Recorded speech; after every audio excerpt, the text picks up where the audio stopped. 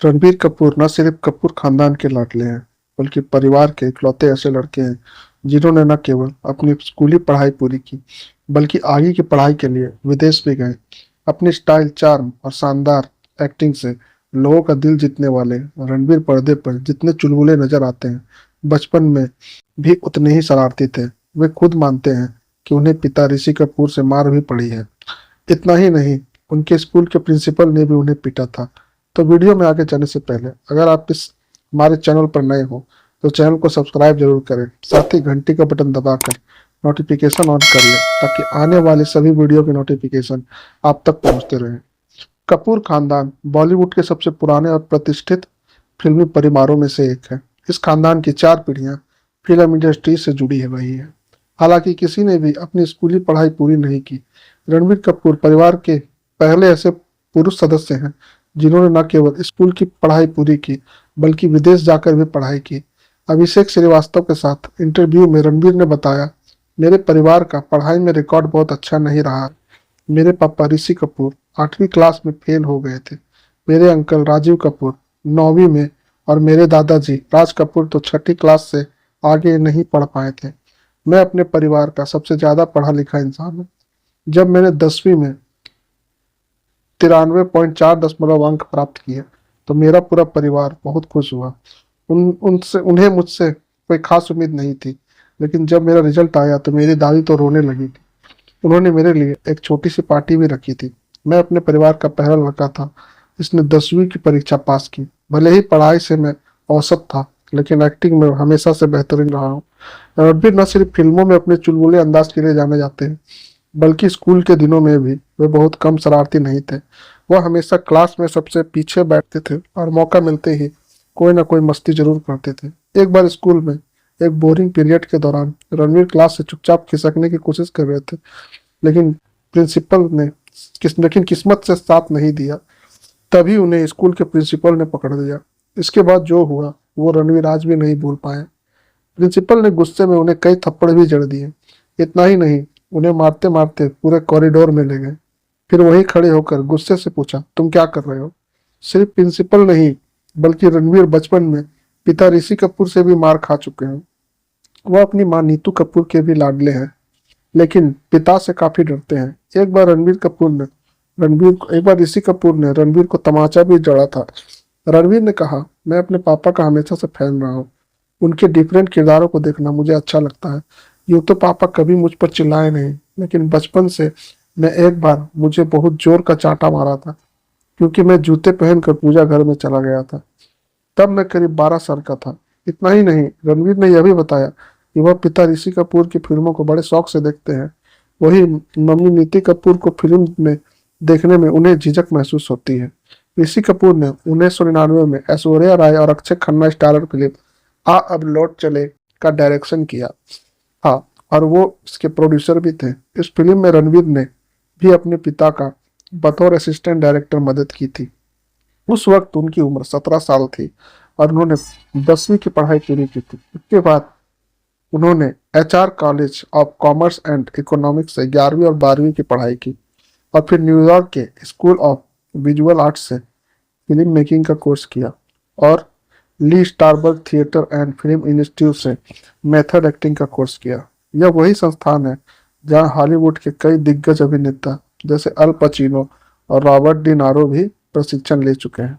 अपनी film school की पढ़ाई के दौरान रणवीर ने 2 short film passion to love और इंडिया 1964 का न सिर्फ निर्देशन किया, बल्कि उनमें एक्टिंग भी की। आ अब लौट चले के सेट पर ऐश्वर्या राय के साथ असिस्टेंट डायरेक्टर रणवीर कपूर। पढ़ाई पूरी करने के बाद रणवीर कपूर 2005 में मुंबई लौटे और यहीं से उनके फिल्मी करियर की असली शुरुआत हुई। इस दौरान उन्होंने निर्देशक संजय लीला भंसाली की फिल्म ब्लैक में असिस्टेंट डायरेक्टर के तौर पर काम किया। नेहा धूपिया के साथ बातचीत में रणवीर ने बताया था, मैं रोज 21 घंटे काम करता था। पोछे लगाने से लेकर लाइट फिक्स करने तक सब कुछ किया है। सेट पर डांट और मार भी खाई, गालियां भी सुननी पड़ी, लेकिन हर दिन कुछ नया सीखने को मिलता था। मैं चाहता था कि भंसाली सर मुझे अपनी किसी फिल्म में लीड रोल दे दे। रणवीर की मेहनत रंग लाई और भंसाली ने उन्हें अपनी अगली फिल्म सांवरिया 2007 में बतौर लीड एक्टर लॉन्च किया, लेकिन यह फिल्म फ्लॉप हो गई। हालांकि रणबीर का टॉवर वाला सीन सुर्खियों में आ गया था। इस फिल्म के लिए उन्हें बेस्ट मेल डेब्यू का अवार्ड मिला था। सावरिया के बाद रणबीर फिल्म बचना है हसीनों में नजर आए थे, जो 2008 में रिलीज हुई थी। यह फिल्म भी कुछ खास कमाल नहीं दिखा पाई, लेकिन फिर साल 2009 में आई फिल्म ब्रेकअप सीन में सिर्फ पहचान मिली, बल्कि उनके करियर की पहली सुपरहिट फिल्म भी साबित हुई थी। इसके बाद 2009 में रिलीज हुई अजम प्रेम की गजब कहानी भी हिट रही। 99 करोड़ का कलेक्शन करके यह साल की तीसरी सबसे ज्यादा कमाई करने वाली फिल्म रही। रणवीर ने हमेशा लीग से हटकर फिल्में की। 2009 में Ranveer Singh rocket Singh salesman of the year में नजर आए थे। इसमें उन्होंने एक सेल्समैन सरदार का रोल निभाया था। यह रोल उनके दौर के उन सुपर हीरो से अलग था। आमतौर पर कॉन मैन की कहानी पर काम नहीं कर रहा था। बॉक्स ऑफिस पर इस फिल्म ने भले ही शानदार प्रदर्शन नहीं किया, लेकिन क्रिटिक्स ने न केवल फिल्म बल्कि रणबीर के किरदार को भी खूब तारीफ की। 2010 में आई फिल्म राजनीति में रणबीर ने अपने करियर का पहला ग्रे कैरेक्टर निभाया। एक इंटरव्यू में रणबीर ने इसे अपने करियर का पहला कॉम्प्लेक्स रोल बताया था। यह उनकी पहली फिल्म थी जिसने 100 करोड़ से ज्यादा की कमाई की थी। 2011 में आई फिल्म रॉकस्टार रणबीर के करियर के लिए टर्निंग पॉइंट साबित हुई। इस फिल्म से उन्हें इंटरनेशनल स्टारडम मिला। इसके लिए उन्होंने प्रॉपर गिटार बजाना सीखा था। इसी के लिए रणबीर को फिल्म फेयर बेस्ट एक्टर और बेस्ट एक्टर क्रिटिक्स दोनों की अवार्ड मिले। 2012 में रिलीज हुई बर्फी से रणबीर ने अपने अलग ही पहचान बनाई। इसमें उन्होंने एक गूंगे बहरे शख्स का रोल प्ले किया। इस फिल्म को इंडिया से ऑस्कर के ऑफिशियल एंट्री मिली थी।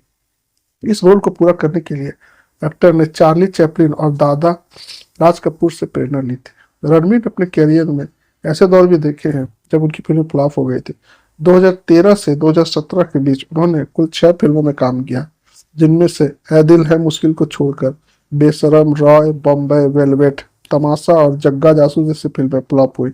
लेकिन 2018 में आई फिल्म संजू ने उनकी किस्मत बदल दी और यह सुपरहिट साबित हुई।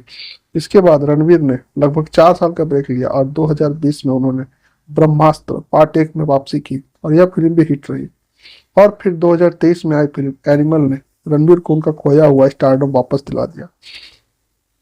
1999 रणबीर कपूर अपने प्रोफेशनल लाइफ के साथ साथ अपनी लव लाइफ को लेकर भी अक्सर चर्चे में रहते हैं। उनका नाम दीपिका पादुकोण, कैटरीना कैफ से लेकर पाकिस्तानी एक्ट्रेस माहिरा खान तक के साथ जुड़ा था। दीपिका पादुकोण और रणबीर कपूर 2007 में आई फिल्म बचना है हसीनों के दौरान करीब आ गए थे, लेकिन 1 साल के अंदर ही उनका ब्रेकअप हो गया। कहा जाता है कि रणबीर ने कैटरीना कैफ के लिए दीपिका को धोखा दिया था। रणबीर और कैटरीना के अफेयर की शुरुआत 2009 में आई फिल्म अजब प्रेम की गजब कहानी से हुई थी। इसके बाद दोनों फिल्म राजनीति में भी साथ नजर आए थे। उनकी पर्सनल फोटो भी वायरल हुई, जिसके बाद कंफर्म हो गया कि वे एक दूसरे को डेट कर रहे हैं। दोनों लिव इन रिलेशनशिप में भी रहे और करीब 6 साल तक साथ रहे। हालांकि 2016 में उनका ब्रेकअप हो गया। कहा जाता है कि नीति कपूर की वजह से ही रणबीर और कटरीना अलग हुए, क्योंकि नीतू कपूर को कटरीना पसंद नहीं थी। इसके अलावा रणबीर का नाम पाकिस्तानी एक्ट्रेस माहिरा खान के साथ भी जुड़ा था, लेकिन माहिरा ने इन खबरों को खुद खारिज कर दिया। कटरीना के बाद रणबीर की जिंदगी में आलिया भट्ट की एंट्री हुई।